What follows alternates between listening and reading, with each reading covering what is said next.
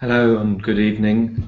My name is Neil Morris. I'm from the University of Leeds, and I'm here for the live Q&A for Blended Learning Essentials Getting Started, UFI Charitable Trust funded course on the FutureLearn platform. This live Q&A is being run as part of week 4 of the Blended Learning Essentials Getting Started course, and is intended to give participants an opportunity to ask questions that have arisen during the course, and also to demonstrate the technology of a live webinar for use in blended learning. I'm just going to give participants a couple of minutes to join the session, and then I'll get started answering questions.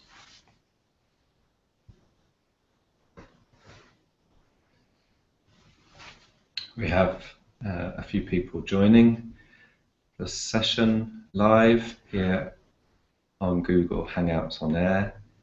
You'll be able to post your questions directly into the Google Hangout. You can also post questions on Twitter using the hashtag FLBLE1, or in the FutureLearn platform under the live Q&A step of week 4. So I'm going to get started with answering some of the questions that have been posted on the platform and on Twitter, and there are also some questions that have been posted in the Hangout, and I'll answer those as we're going along, and as new questions are added, I'll try to bring those in to the discussion. Okay, so there's a couple of questions that were posted in last week's discussions that we didn't get a chance to answer in the text. So one of the questions was about online learning and about the amount of discussion that exists online and the amount of contribution that comes up in online discussion forums, and how, as educators, we're supposed to filter that conversation, make any sense of it, and to ensure that the learner voice is heard, and that learners are feeling part of a community and that are feeling that their educators are listening to them. And this is particularly relevant within MOOCs, but it's also relevant within large courses on, for example, on virtual learning environments. So how do we deal with this in a MOOC environment?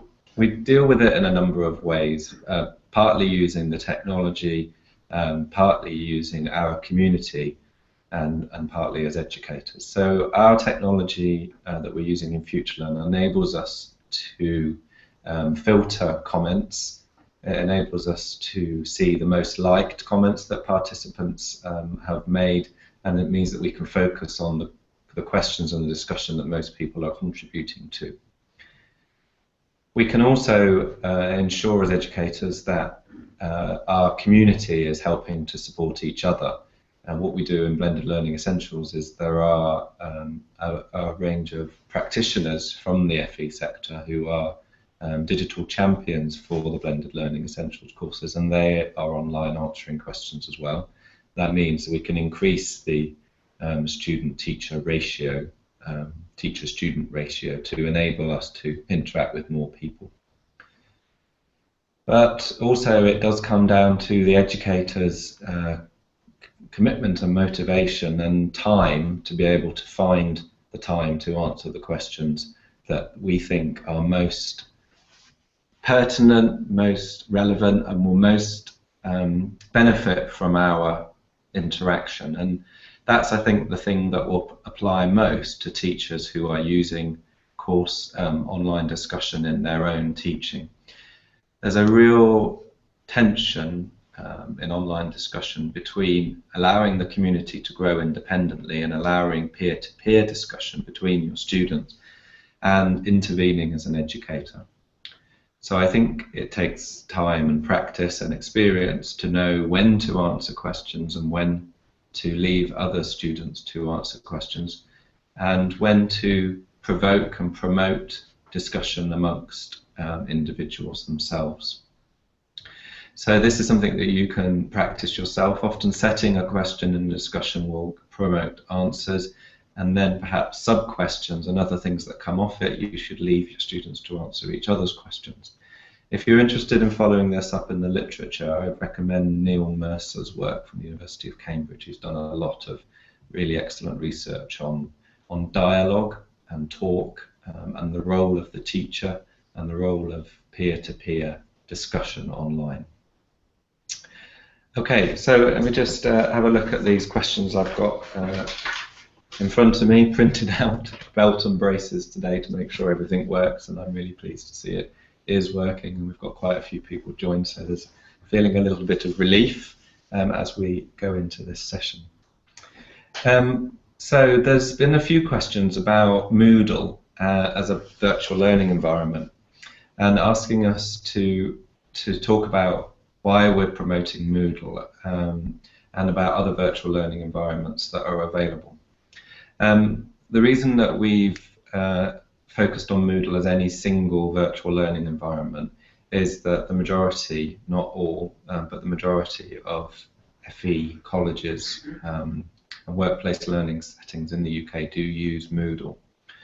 And so the Moodle hub that we've developed, which is kind of a practical experience for people to try out blended learning in a virtual learning environment, was created in Moodle for that purpose. That doesn't mean we're advocating Moodle as a virtual learning environment. In fact, we've tried to steer away from advocating any virtual learning environment, because we know that many different institutions and learning providers are using different virtual learning environments, and we're not here to advocate any particular platform. At the University of Leeds, we use Blackboard Virtual Learning Environment. I've never used Moodle in my teaching, so I have a particular view of Blackboard and its range of tools, but people who are using Moodle will have a different experience. So often we are kind of constrained by our virtual learning environment, and we have to work within the limits of it often, and it's about trying to develop the very best curriculum and design the best courses using the tools that we have available. We've had another question about engagement in online discussions, whether we're talking about discussion or interaction or video. The question says, I've heard that online activities supporting a face-to-face course often have a 20 to 30% completion rate. What strategies are there to motivate learners to engage with supplementary online resources? This is a really good question, and it applies to our MOOC, Blended Learning Essentials, just as much.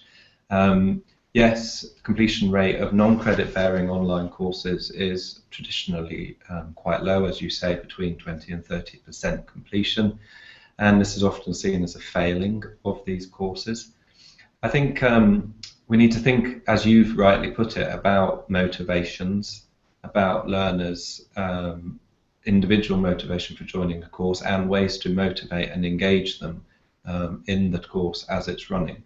Lots of people are doing research into this area, looking at different ways to design courses, to produce interactions, to think about the length of the course, to think about the dialogue, think about the instruction, think about the sense of community that's developed.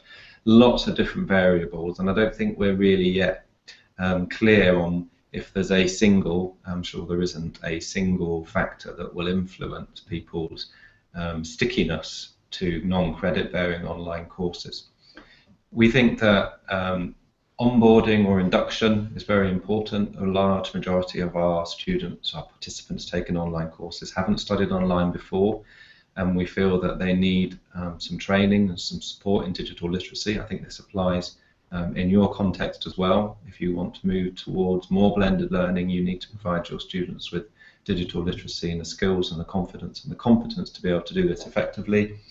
Once they've got those skills, they're going to feel more confident to be able to engage in discussion, and then the course design kicks in, making sure that the learning journey is clear, that the learning outcomes are clear, that the skills and competencies to be gained are obvious to the learners, that there are rewards, that the learning is fun, is enjoyable, is relevant, is interesting, is varied in its approach. You know, there's so many different factors that are important to designing an effective online and engaging course. We have, at the University of Leeds, have created lots and lots of online courses, and we can't predict actually which ones will have the highest engagement. You know, we follow quite strict principles, and some of our courses vary massively in terms of learner engagement. So I think we've still, as a community, got quite a lot of work to do in that area. Let me turn to the questions that are on the Google Hangout. I just need to move this camera very slightly, apologies.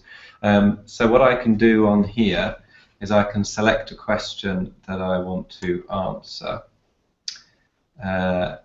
So what I'm going to do is select this question, and it should pop up to the top for you to be able to see. If you're watching this live, you should have seen it just pop up, and it says, I'm currently answering the question, how do we address issues that are related to language barrier for underdeveloped or marginalised languages so that every learner enjoys the benefits of blended learning? Well, isn't that a challenging question for us generally?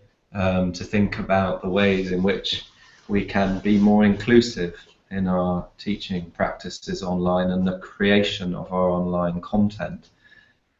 How can we make sure that every learner who's capable of accessing our content can do so in their native language? A very, very big challenge. We've started to do some of our online courses in multiple languages, and it's a very resource-intensive activity, and it's probably not something that's achievable for people who are working in somewhere like an FE college where resources are sparse, and just producing the courses are going to be challenging enough, never mind producing them in multiple languages. So I think to get to a solution for an issue like this, we're going to need some of the big players to give us some support. For example, Google Translate. Google's doing an awful lot of work on translation. Live translation of online content, I'm sure, will evolve tremendously in the next few years. Whether it's going to get to the point of being able to support those underdeveloped or marginalised languages, I really do have sympathy with this question, and I do think it's going to be very difficult to achieve. That's not a very positive outlook, but I think it's true. We have to be true to the issues that we face with language. Okay, let me turn to Twitter. There's a few questions have come in on Twitter, and there's a bit of relief from some people about the technology working, which is great. Thank you, James, for James Moore's posting a few links for me on the work that I've been describing. So I've had some questions from Wilfred Rubens, who's not been able to join us, but he's posted a question on Twitter. His question is, what learning activities can designers of a MOOC apply to foster learners' self-regulation? So this is another good question, slightly, I guess, a little bit similar to the question before about learning engagement and motivation for finishing. But self-regulation is obviously a slightly different topic, and here we're talking about autonomy, we're talking about metacognition, we're talking about learners creating their own understanding of their learning needs and of their knowledge and skills, and how can we do that in a MOOC? A difficult question. You know, you guys don't ask easy questions. So what can we do to ensure that learners are aware of their own learning, aware of their own learning needs? I think one of the things that springs to mind immediately is the role that formative assessment can play here. not only in the form of kind of skills audits and knowledge audits, as we've put into the Blended Learning Essentials course, which we did on digital literacy, but also on just knowledge testing.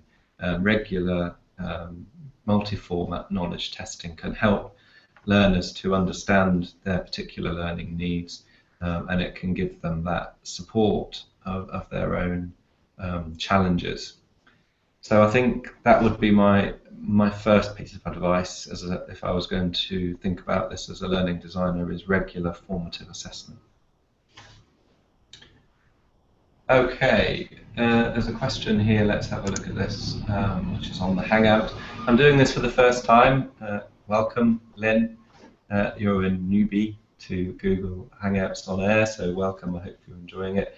I'm interested to know about the Atto editor in Moodle. Oh, I'm interested in experience with Atto and plugins like Poodle. Well, I'm not going to be able to answer that question, am I, having never used Moodle? So let's see if we can get the community to help us with this question. I'm going to try and copy this question into Twitter whilst I'm talking and see if we can get somebody to answer this. So let's see if I can do that whilst I'm talking. I'll just go on to another question whilst I'm doing this. I can't speak and copy. Never a good idea, is it? Right. So there's another question in here about, Isabel has asked us a question. You just told us that successful blended learning needs induction and e-learning literacy. Would you say that blended learning will have more success for long courses instead of short training? Interesting. I think somebody's asked something similar elsewhere, so maybe it was your question from elsewhere. I was thinking about this earlier. Does it matter if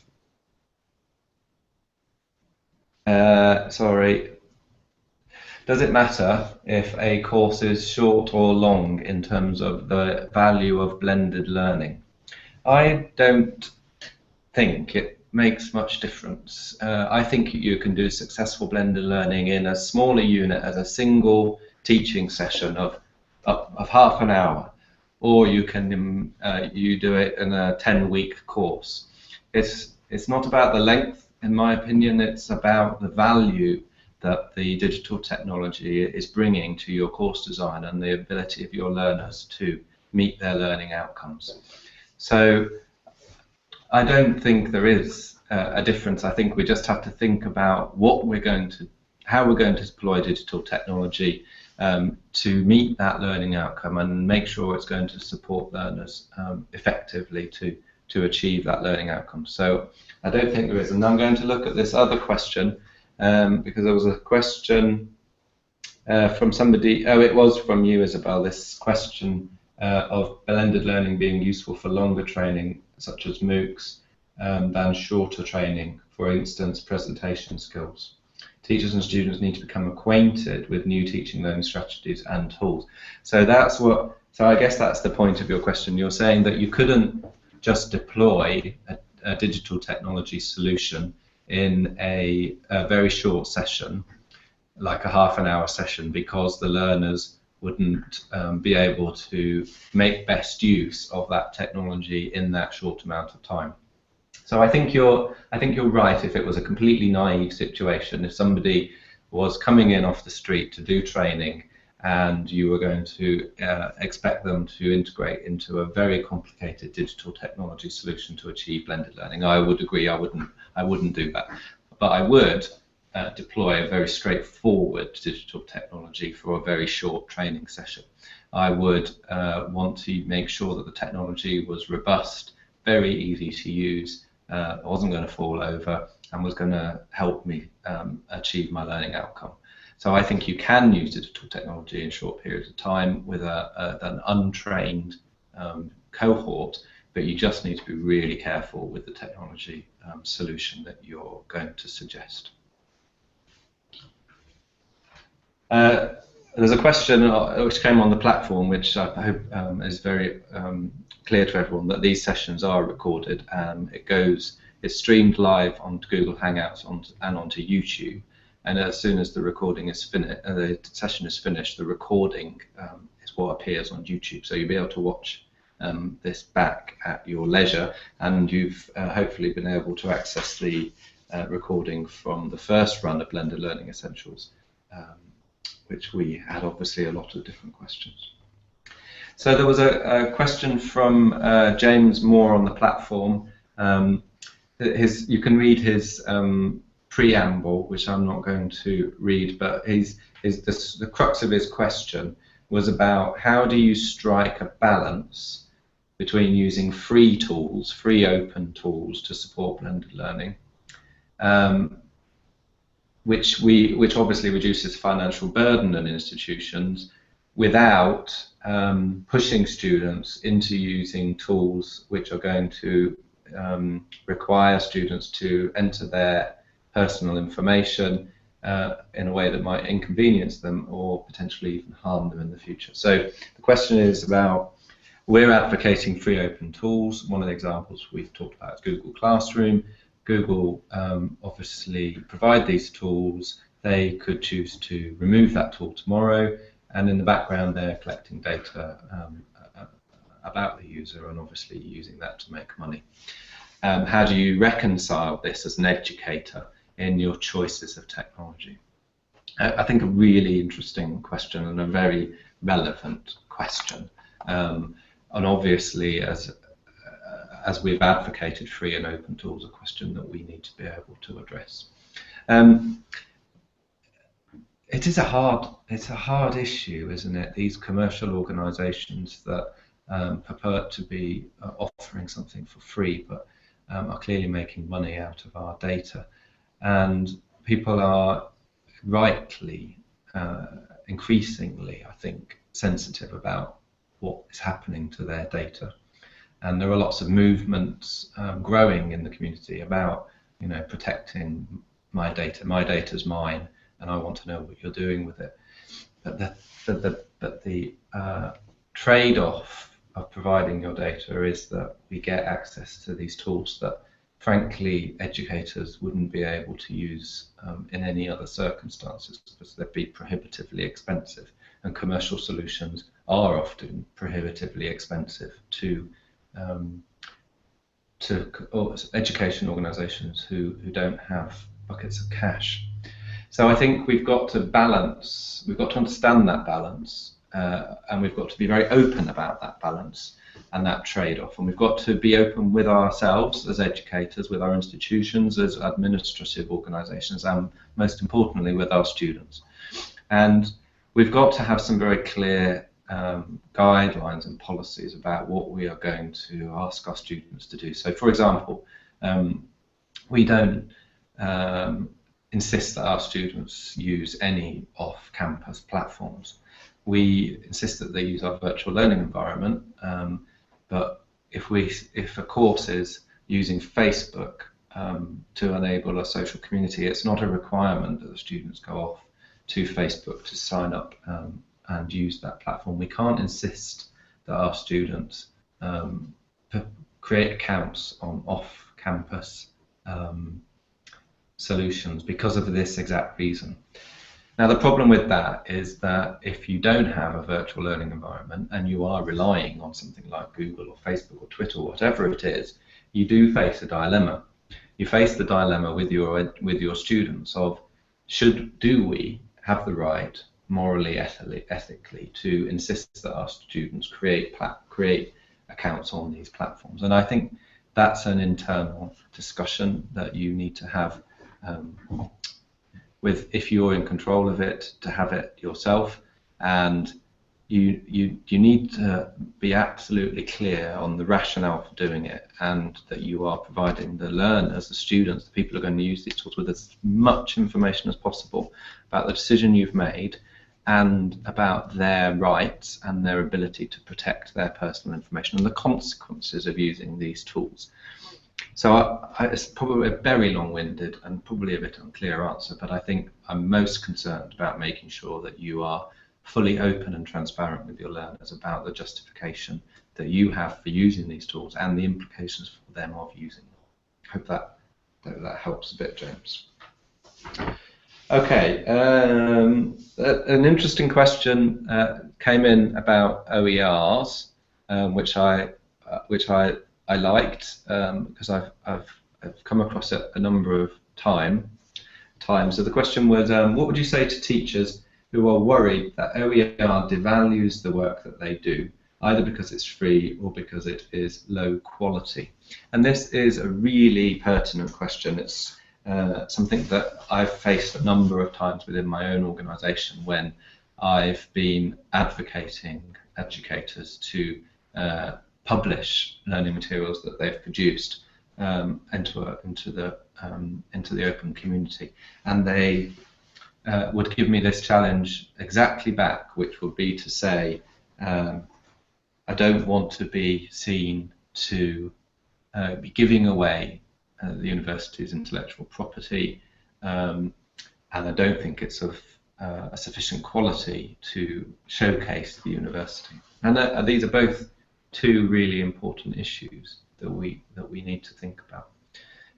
Free doesn't necessarily mean good. We know that. We know there are lots of poor quality resources available, but I think as a higher education institution, for ourselves, we have a moral obligation to the world, to society, to support education as openly as we can, and therefore we are, we have a responsibility to produce and distribute these resources, and Leeds takes that responsibility very seriously, and we have to ensure the quality is something that we can stand behind in terms of our brand, and that we will not devalue us as individual academics, and will not be something that affects the reputation of the university. But what's good enough? We could have a very long discussion about what's good enough, because different people have different perceptions of the value of a material. Somebody might found a scanned-in image of a concept drawn on a scrappy piece of paper hugely valuable for them to help them understand a concept that they couldn't understand without the teacher producing that diagram and making it freely available. Others would look at that and go, well, that's just a disgrace. It's just a scribble on the back of an envelope. What value does that have? So we all ascribe different values to things, and often it's the community that will help us understand the value of these resources. The number of people that are looking at it, the people rating it, the people using it. So it is often a case of try and see, publish your resources and see if people think they're of value. You need to stay true to your beliefs. You will have production standards that you think are acceptable to you, and those are the ones that you should use with OERs. There's some interesting feedback on some of my answers that are coming through on Twitter. So people, James Moore, who's saying he felt exhausted at the end of a 5-week MOOC, but still wanted it to be longer. So length of course, who knows? Who knows what's right for anybody? Right, let's have a look at what's going on in the Hangout. Feel like here we go. Let's have a look at this one. Tessa Jones's question. I feel like blended learning can only be included in my classroom in the form of homework, which is not ideal for me as there are already existing homework tasks set. I teach AAS fashion and textiles and love the idea, but need to motivate the learners to engage. How? Help me. So I don't know your classroom. I don't know what technology you have available in your classroom. You may have none. You may have no technology. But you're teaching AS, so your students have mobile phones. If it's anything like my daughter's secondary school, those mobile phones have to be turned off all through the day, and anybody who's caught with a mobile phone will have them confiscated. But they all have one in their bag, and you could, if you so choose, harness those digital devices that are in every student's pocket or hand and get them to start answering questions using a polling tool on a mobile app, or start using something like Nearpod to follow along with your problems that you've posted, and to get them to answer questions and to draw diagrams and write answers that you can then project on the screen. All of that is possible with students' mobile phones. A little bit of preparation and a big bit of confidence on your part. But what about those students that don't have mobile devices? There will be some people in your class that don't have a mobile device. How are you going to ensure inclusivity, ensure that your students are not feeling pressured by the fact that they don't have access to a mobile device? You'd have to think of alternative ways for them to engage, perhaps by the classroom computer. So you need to think about tools that will work across a range of platforms. If you do this, you will get their engagement. You will excite them, you will motivate them, and there's lots of stories actually from people on this course within the platform who are doing exactly this, and are telling great stories of how motivating this has been for their learners. So hopefully an idea there for you.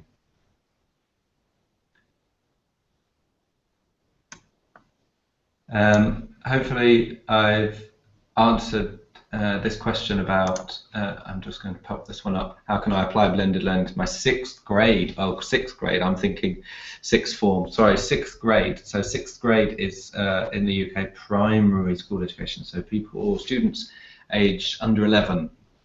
And I have a 9-year-old boy who uses iPads in his primary school. What do they do to, which I would define as blended learning? They work collaboratively on these devices to draw pictures as a group, which are then projected onto the classroom smartboard.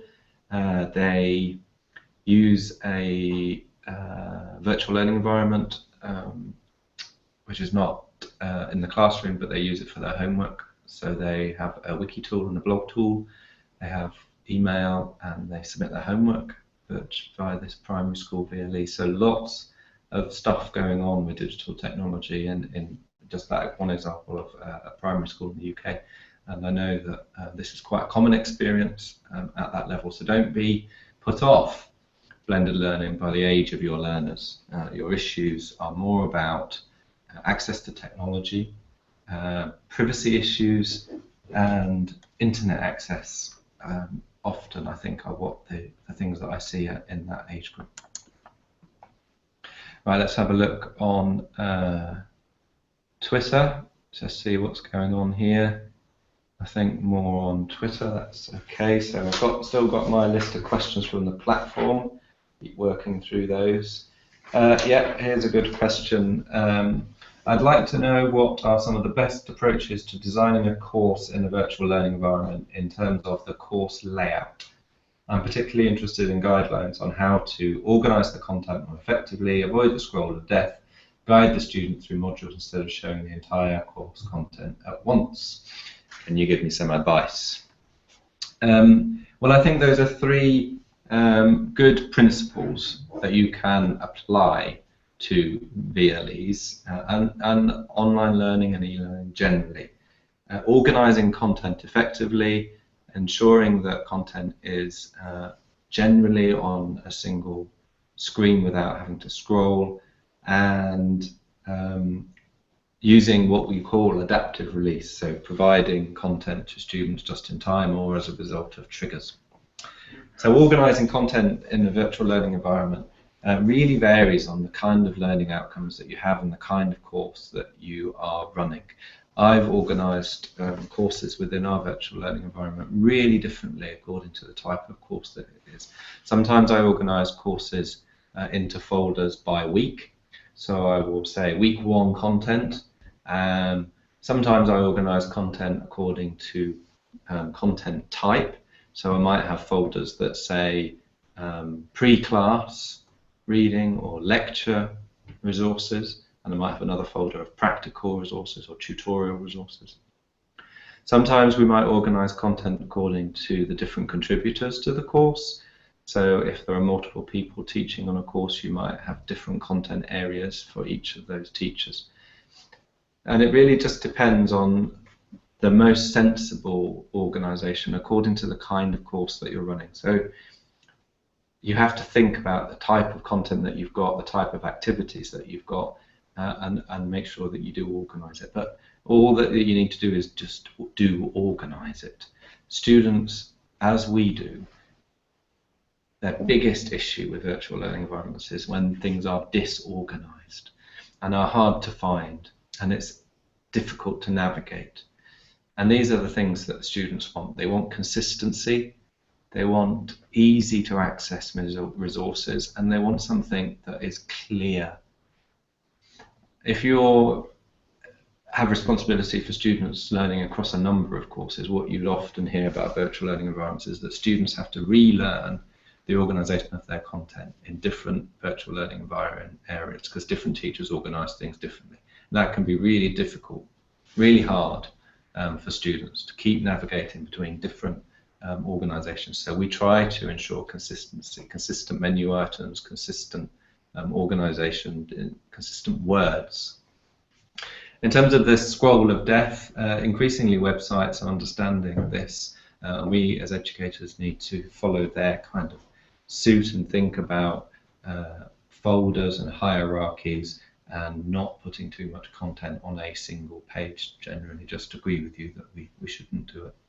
In terms of adaptive release, most virtual learning environments do have rule-based content visibility settings, which basically means that you can decide when students see content. Normally, most people in the virtual learning room just make everything available all the time. We don't have to do that. We need to think about learning outcomes. We need to think about the learner's motivation and their engagement, and decide if it's appropriate to make content available to students all at once, in a particular order, or according to certain rules. So, for example, you might say, I'm not going to release the tutorial materials, which are in a folder, about this tutorial until the students have completed the pre-tutorial activities. That might be something as simple as the students need to watch this introductory video for them to be able to understand what the tutorial activity is before they can access the tutorial activity. And that's a very simple rule that you can apply. It just means say to the virtual learning environment, don't let a student see into this folder until they've watched this video, or until they've taken this test, or until they've completed this activity. This can motivate students. It's a bit like gamifying the experience for them. That's unlocking content for them. It shows them that you've thought about why the content is available, and it shows them that they have to complete a certain activity or reach a certain competency in the case of a quiz before they're able to move on to the next level. So this can motivate and engage your learners by doing this. Okay, let's have a look. I'm in the Hangout just looking at the questions. What's this one? You have designed, launched and taught in a MOOC. This is considerable investment in time, and I'm sure your time and resources are limited. No, nothing to do.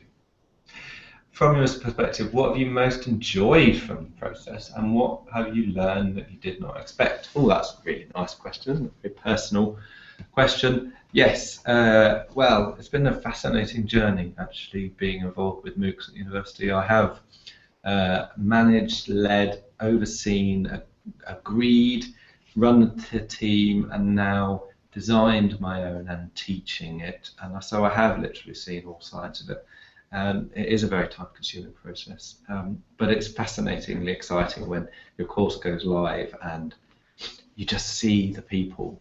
And when I say see, I mean you see their kind of inner thoughts by the discussion. And the thing that's been most enjoyable from my perspective and most exciting has been reading people's feedback and comments and seeing the value that the MOOCs have had for them as individuals. You know, we've had so many really exciting and lovely stories that have come out of our MOOCs in terms of people being able to access learning online that they simply wouldn't have been able to do without these courses. And for me, that's been the absolute pinnacle of this this journey.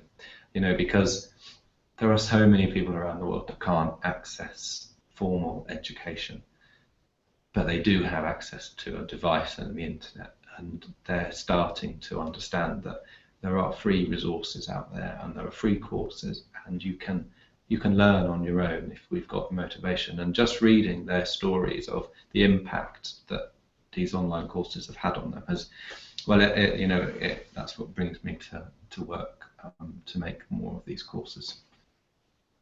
What have I learned that I didn't expect? What have I learned that I didn't expect about MOOCs? I'll tell you what I've learned that I didn't expect. It's really hard to sell something that's free. So it's actually very difficult to attract people to these courses when you know that you've created a quality product, it's free, it's online, it's available to everyone in the world. You think it's really interesting, you think it's really valuable, and actually it doesn't attract very many people. And that's really, really, really interesting, and really, it can be very frustrating. It can be very frustrating to say, we've put all this time and effort into creating this MOOC and it's not been very popular. Why? Why not? Why did it not reach people? So I think that's probably my biggest learning, is that it's actually quite hard to get the message out about these courses. Thanks for your question, and thank you for all the questions. They've been really interesting questions. I've got a couple more on these on the Hangout, which I'll get through now. This one is the next one for us. Is there any means by which we can make sure that students are using only those tools or resources that we as teachers want them to use? I want them to concentrate on the work assigned to them, at least when the teaching and learning process is going on. So this is about focus, isn't it? This is a big challenge with digital technology. It's a big challenge with concentration, superficial learning, distraction. These things that we worry about with digital technology, and rightly so. There's so many sources of information. Everything's got to be 5 seconds. It's got to be YouTube style to attract students. And we want them to focus. We want them to concentrate. We want them to really think about learning. Learning's hard. It's supposed to hurt. It's supposed to be challenging. What are we going to do if they keep flitting around different things and not focusing on anything? Well, it depends on your context, doesn't it? I don't know what your context is here. Do you may mean in the classroom where you're sat at computers, you want the students to do an activity and they're flicking between websites, they're looking on social media. How are you going to make sure that they're engaged in that? Think about yourself. Think about what engages you. Think about what distracts you.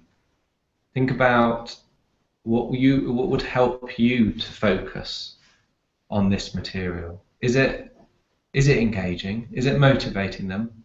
Is it something that will really want to carry on with? Because if it's not interesting or stimulating, you would get distracted. You would switch off and look to do something else. So I would think about it from your perspective. Think about, are these resources and is this activity really stimulating my learners? If it goes on, for 40 minutes doing the same old thing, you would be distracted. You would lose concentration and interest. So break it up, make it exciting, stimulating, motivating, gamify it if you're talking about young learners. I would try to avoid this, we're not going to look at anything else, because you do run the risk of them just rebelling just for the sake of it. And you do run the risk of just narrowing things, because it may be that it would be valuable for your learners to go onto YouTube and watch a video or Google something. It might be actually helping them with their understanding. So don't force this issue of you must not go into other resources, because it might be actually something they're doing to support their learning. But I would think about what if this is stimulating content. Okay, so something happened on Twitter. The comment that it's hard to sell a thing that is free made me laugh out loud. Very enlightening. Good luck. Oh, okay. Thank you, James. I'm glad to see you're enjoying this live comedy experience. Right. How are we doing with questions? 3 different sources of questions, so bear with me. How can we support the teachers in our school to choose the tool most suited to their needs? There are so many free tools available and they change so quickly, it's hard to keep up with the pace of innovations. Well, that is a big and hard question. How do you select the most appropriate solution for your needs? And how do you stop yourself from looking at the next big thing? I need to go on to this, I need to try this.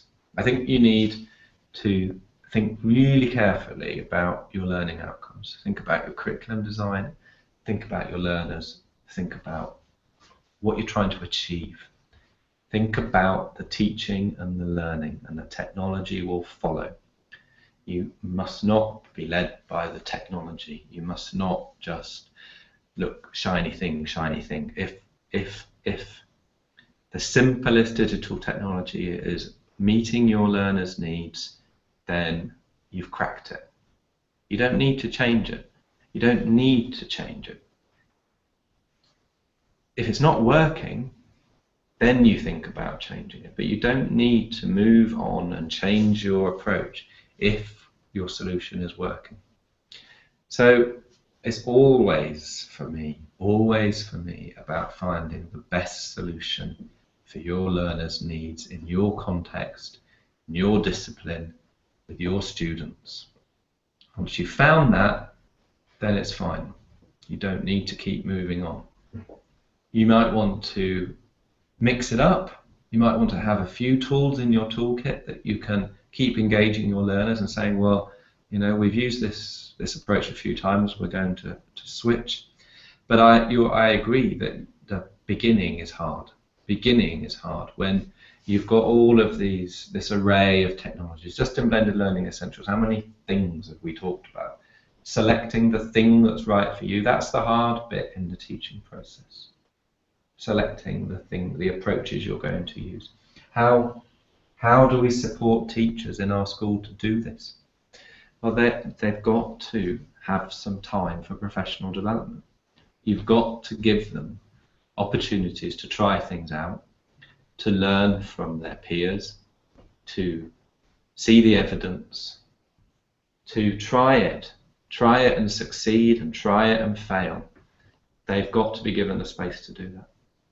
But you need to give them some hints, you need to give them some support. If you're in a support role, like a learning technologist role, you need to sit with them and say, what are you trying to achieve with your learners? What is it that you want to get out of this session? And you can advise them and you can support them. Okay. Here's a question from Jim Crompton. There are applications available which require a login. What does research say about learner logon fatigue? How many times can we expect a learner to enter their information to a new site before they become resistant to it? Well, I don't know about the research into this, but I think I understand your question in that it's about this idea of taking learners off to a multitude of different resources and sites, and I think it relates to what I've just been saying, that we don't want to be doing that. We don't want to be flying our students around here, there, and everywhere to do new whizzy things for the sake of it. So I think we need some stability and consistency, and we need to ensure that our learners are using tools for a purpose and they understand what that purpose is. And we need to use those tools consistently and probably for a reasonable period to make sure that they are getting the most out of them. But we should be starting to be able to overcome these issues of people having to enter credentials.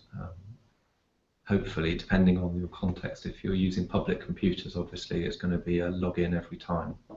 But I would try and avoid, like you say, too many of these instances in a single learning situation. Okay, we've just about 10 minutes left. Let me see if I can get through the rest of the questions that I've got here. Just seeing the ones I've read already. Okay. My question is, how do I make art and design teaching more interactive and dynamic in the classroom where the majority of the time is filled with practical work? Hopefully we've covered some examples of that in this session, but let me try and answer this specifically. So I'm not sure if we're thinking about how do we make the practical work more interactive and dynamic, or whether we're talking about the other class time being more interactive and dynamic. But I think, again, mobile devices will help here in terms of providing interactivity. Things like Socrative and Nearpod and Google Classroom all have polling capabilities. They're free for small groups, and you can get your students to answer questions, to pose questions, to answer each other's questions. You could use, if they've all got their own devices, you could use even Twitter or Facebook to get them to pose questions, answer each other's questions, look things up. So I don't think that it's about the subject. I don't think the subject is a barrier ever. It's about the technology access, and it's just about what you're trying to achieve. You want more interaction in your classroom. That would suggest that you're normally doing the talking and they're doing the listening. In that scenario, I would advocate flipped learning. I'd provide the transmissive material in advance, maybe by a short video recording or a podcast, and I'd turn the classroom into pure interaction and discussion, problem solving, discussion, question answer, reflection, and that may or may not involve digital technology. It doesn't always have to involve technology in the classroom. Hope that helps.